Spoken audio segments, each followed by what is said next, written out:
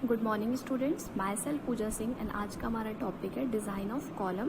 सो जैसा कि हमने प्रीवियस लेक्चर में कॉलम और कॉलम के क्लासिफिकेशन के बारे में रीड किया था, आज हमको कॉलम की डिज़ाइनिंग पे स्टडी करनी है।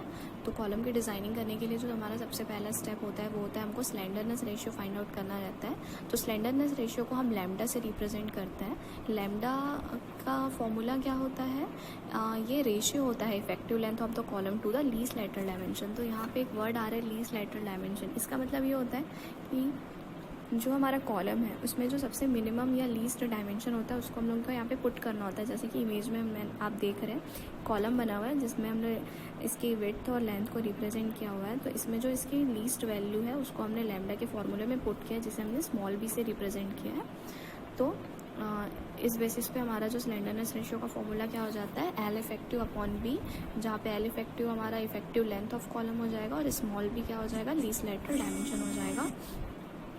अब हमको क्या करना है, इसके बेसिस पे स्लेंडरनेस रेशियो के बेसिस पे हमारे कॉलम को दो कैटेगरी में बांटा गया है। एक होता है हमारा शॉर्ट कॉलम, दूसरा हमारा होता है लॉन्ग कॉलम। तो शॉर्ट कॉलम हम किसे कहते हैं, जब हमारे एल इफेक्टिव अपॉन बी की जो वैल्यू है वो लेस देन होती है 12 से, तो उसको शॉर्ट कॉलम कहेंगे। और अगर एल इफेक्टिव अपॉन बी की वैल्यू अगर ग्रेटर देन या इक्वल टू होती है 12 से, तो इसे हम लॉन्ग कॉलम कंसिडर करते हैं। अब इसके बाद हमारा जो सेकंड स्टेप आता है वो होता है effective length of the column. तो इफेक्टिव लेंथ ऑफ कॉलम के लिए अलग अलग कंडीशंस आपको यहाँ पे दिखाई दे रहे होंगे। तो फर्स्ट कंडीशन हमारा क्या कह रहा है कि हमारा जो कॉलम है उसके दोनों साइड क्या है, फिक्स्ड है। तो कॉलम का जब दोनों साइड फिक्स्ड होता है और इसमें अगर लोड ट्रांसमिट होता है तो कुछ इस तरीके से उसका डिफॉर्मेशन होगा जैसा कि आपको इमेज में दिख रहा है। तो जो एल इफेक्टिव है, मतलब जितने एरिया में डिफॉर्म हुआ है बस उतने को ही हम एल इफेक्टिव कंसिडर करेंगे। और चूंकि इसके दोनों एंड फिक्स्ड हैं तो एंड्स पे इसका जो वैल्यू होता है वो 0 होता है। तो इसके लिए एल इफेक्टिव की वैल्यू हम ले लेंगे 0.65 एल। किसके लिए, जब उसके दोनों एंड्स जो है वो फिक्स्ड हो। सेकंड हमारा क्या है, एक साइड हमारा फिक्स्ड है दूसरा हिंज्ड है, तो इस केस में एल इफेक्टिव की वैल्यू हमारी क्या हो जाएगी, 0.8 एल। थर्ड एक साइड हमारा पिन जॉइंट है दूसरा हिंज है, सपोर्ट है, तो इसके लिए एल इफेक्टिव की वैल्यू 1 हो जाएगी। फोर्थ हमारा क्या है, एक साइड फिक्स्ड है दूसरा साइड फ्री है, तो यहाँ पे जो एल इफेक्टिव है वो 2L हो जाएगा, बिकॉज जो डिफॉर्मेशन हो रहा है वो अपर साइड पे उतना ही होगा और सेकंड जो नीचे के साइड पे उतना ही होगा, इसलिए यहाँ पे इसकी वैल्यू हम लोग 2L कंसिडर करके चलेंगे। थर्ड स्टेप हमारा होता है design of short axially loaded column. इसके लिए क्या होता है, शॉर्ट कॉलम के लिए अब हम क्या फाइंड आउट कर रहे हैं, load carrying capacity find out कर रहे हैं। तो लोड को हमने यहाँ पे P से रिप्रेजेंट किया हुआ है। तो इसका फॉर्मूला होता है sigma CC into AC plus sigma SC into ASC, जहाँ पे sigma CC permissible stress in concrete को रिप्रेजेंट कर रहा है, sigma SC compression in steel को डिनोट कर रहा है, AC हमारा होता है एरिया ऑफ कंक्रीट और ASC हमारा होता है एरिया ऑफ स्टील। तो जब अगर हमको एरिया ऑफ कंक्रीट निकालना है, एरिया ऑफ स्टील तो हम आसानी से निकाल सकते हैं, जितने नंबर ऑफ बार हम यूज़ कर रहे हैं उसका एरिया फाइंड आउट कर सकते हैं, उससे हमारा एरिया ऑफ स्टील निकल जाएगा।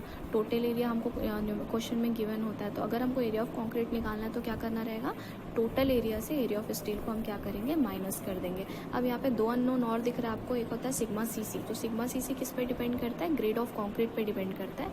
तो जिस भी ग्रेड का कंक्रीट अगर हमको दिया है उसको हम लोग क्या करेंगे, 4 से डिवाइड करेंगे, तो जो भी वैल्यू हमारी आएगी उसको हम लोग सिग्मा CC कंसिडर कर लेंगे। दूसरा हमारा होता है सिग्मा SC।